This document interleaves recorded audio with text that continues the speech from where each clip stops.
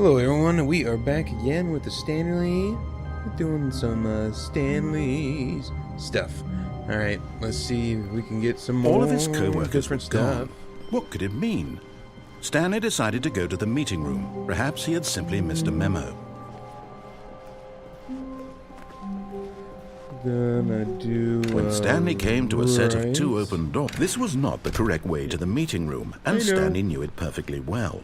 Perhaps he wanted to stop by the employee lounge first, just to admire it. The lounge was sublime, a work of art. What but eager to get back to business, Stanley took the first open door on his left. Nope. Stanley was so bad at following directions, it's incredible he wasn't fired years ago. No more guardrail. Look, Stanley, I think perhaps we've gotten off on the wrong foot here. I'm not your enemy, really I'm not. I realize that investing your trust in someone else can be difficult, but the fact is that the story has been about nothing but you all this time. There's someone you've been neglecting, Stanley. Someone you've forgotten about. Please, stop trying to make every decision by yourself. Now, I'm not asking for me, I'm asking for her. Yeah. This is it, Stanley. Your chance to redeem yourself. To put your work aside. To let her back into your life. She's been waiting. That's her, Stanley. Hello? Housekeeping? Oh, Stanley, is that you? Hold on, sweetie. Sorry to keep you waiting. I'm just pulling the bread out of the oven. All right. Okay, there we go. All right, now, I want you to come in and tell me all about your day. No. Gotcha. Oh, come on. Did you actually think you had a loving wife who'd want to commit their life to you? I'm trying to make a point here, Stanley. I'm trying to get you to see something. Come inside. Let me show you what's really going on here. Sorry, but you're in my story now. They go away? Guess not. This is a very sad story about the death of a man named Stanley. What? Okay. Stanley is quite a boring fellow. He has a job that demands nothing of him, and every button that he pushes is a reminder of the inconsequential nature of his existence.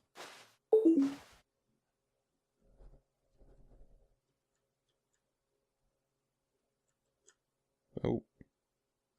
Look at him there, pushing buttons, doing exactly what he's told to do. Now he's pushing a button. Now he's eating lunch. Now he's going home. Now he's coming back to work. One might even feel sorry for him, except that he's chosen this life. But in his mind, he can go on fantastic adventures. From behind his desk, Stanley dreamed of wild expeditions into the unknown, fantastic discoveries of new lands. It was wonderful. And each day that he returned to work was a reminder that none of it would ever happen to him. And so he began to fantasize about his own job. First, he imagined that one day while at work, he stepped up from his desk to realize that all of his co-workers, his boss, everyone in the building had suddenly vanished off the face of the earth. The thought excited him terribly. So he went further. He imagined that he came to two open doors and that he could go through either. At last, choice. It barely even mattered what lay behind each door. The mere thought that his decisions would mean something was almost too wonderful to behold. As he wandered through this fantasy world, he began to fill it with many possible paths and destinations. Down one path lay an enormous round room with monitors and mind controls. And down another was a yellow line that weaved in many directions. And down another was a game with a baby. And he called it the Stanley Parable. It was such a wonderful fantasy, and so in his head he relived it again, and then again, and again, over and over, wishing beyond hope that it would never end, that he might always feel this free. Surely there's an answer down some new path, mustn't there be? Perhaps if he played just one more time.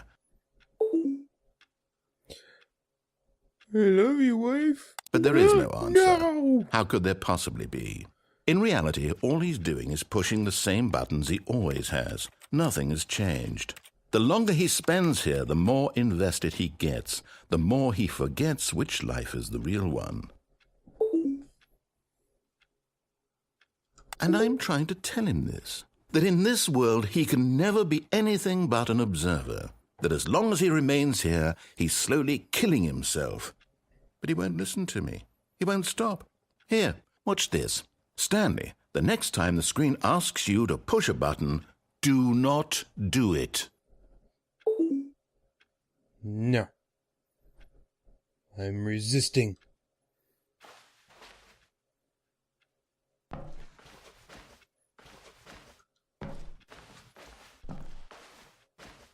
No. Nope.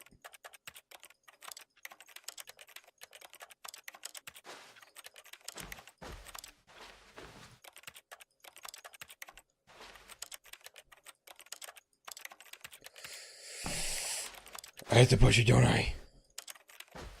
I don't want to. Fine. You see?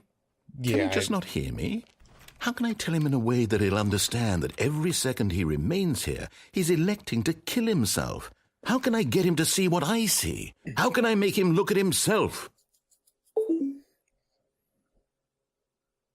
I suppose I can't, not in the way I want him to. But I don't make the rules. I simply play to my intended purpose, the same as Stanley. We're not so different, I suppose. I'll try once more to convey all this to him. I'm compelled to. I must. Perhaps, well, maybe this time he'll see. Maybe this time. And I tried again. No. And Stanley pushed a button. No. And I tried again. No. And Stanley pushed a button. I don't want to die.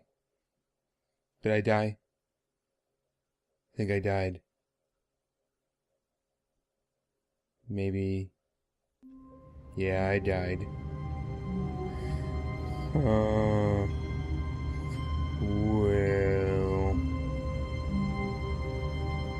Let's go on another venture. All of his co-workers were gone. What could it mean? Stanley decided to go to the meeting room. Perhaps he had simply missed a memo.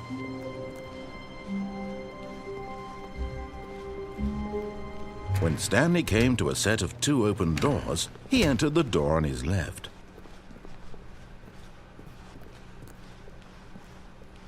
Yet there was not a single person here either. Feeling a wave of disbelief, Stanley decided to go up. Oh no, not again. I won't be part of this. I'm not going to encourage you. I'm not going to say anything at all. I'm just going to be patient and wait for you to finish whatever it is you Coming to a staircase, Stanley walked upstairs to his boss's office.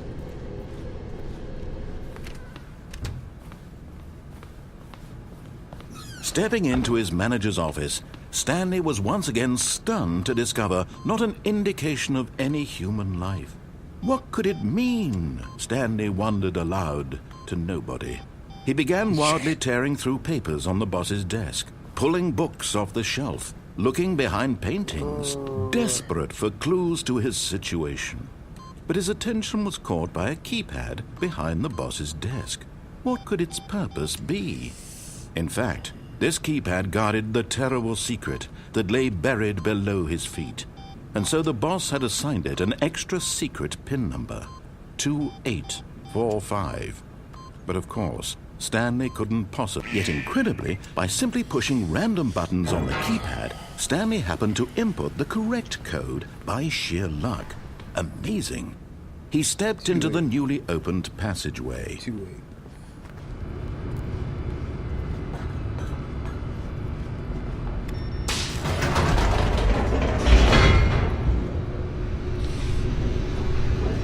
Going back to the mind control.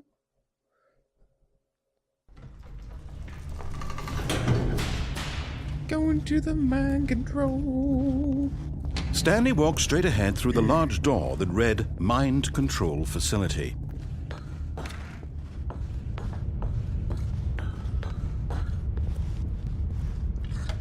The lights rose on an enormous room packed with television screens.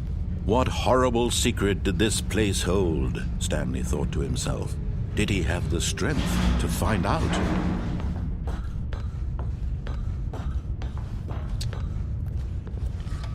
Cameras? Now the monitors jumped to life, their true nature revealed. Each bore the number of an employee in the building, Stanley's co-workers. The lives of so many individuals reduced to images on a screen, and Stanley, one of them, eternally monitored in this place where freedom meant nothing. This mind control facility, it was too horrible to believe. It couldn't be true. Had Stanley really been under someone's control all this time? Was this the only reason he was happy with his boring job? That his emotions had been manipulated to accept it blindly? No, he refused to believe it. He couldn't accept it. His own life in someone else's control? Never! It was unthinkable. Wasn't it? Was it even possible? Had he truly spent his entire life utterly blind to the world? But here was the proof. The heart of the operation. Controls labeled with emotions. Happy, or sad, or content. Walking, eating, working. All of it monitored and commanded from this very place.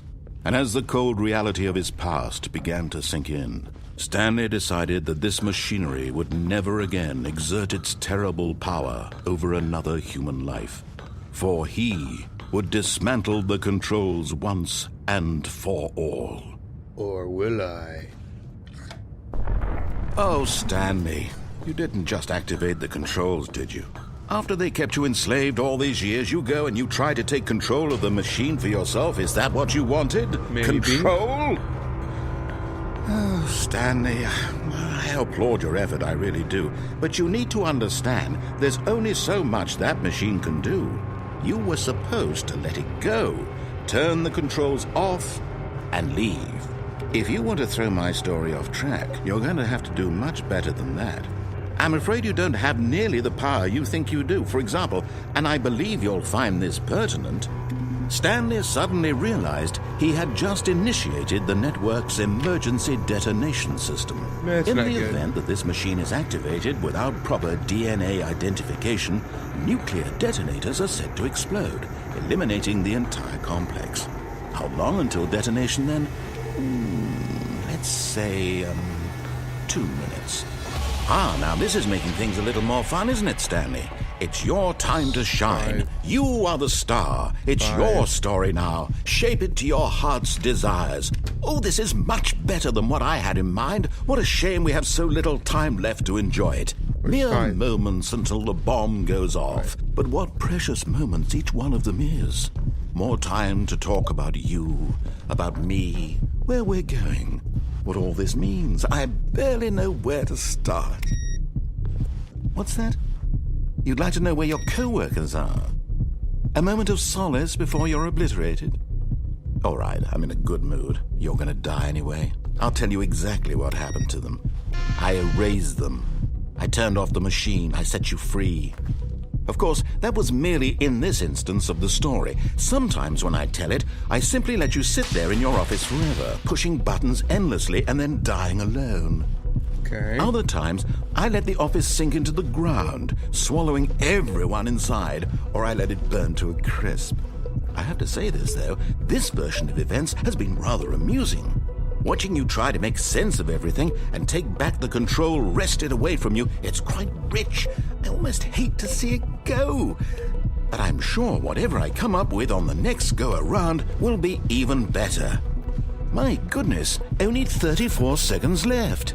But I'm enjoying this so much. You know what? To hell with it. I'm going to put some extra time on the clock. Why not? These are precious additional seconds, Stanley.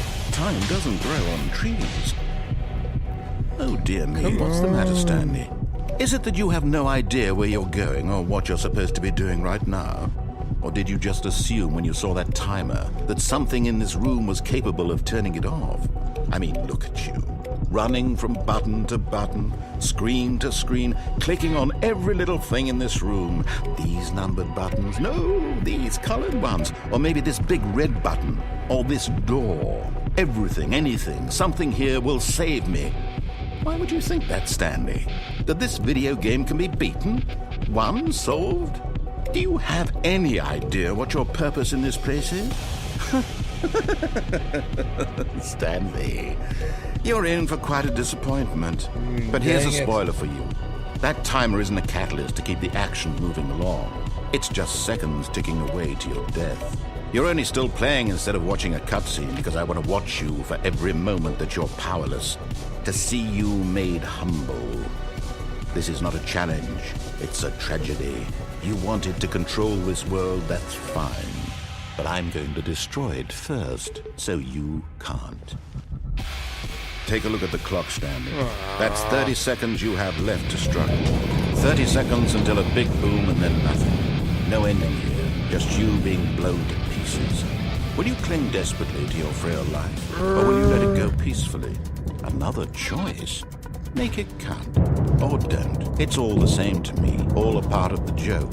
And believe me, I will be laughing at every second of your inevitable life from the moment we fade in until the moment I say, happily ever up. No.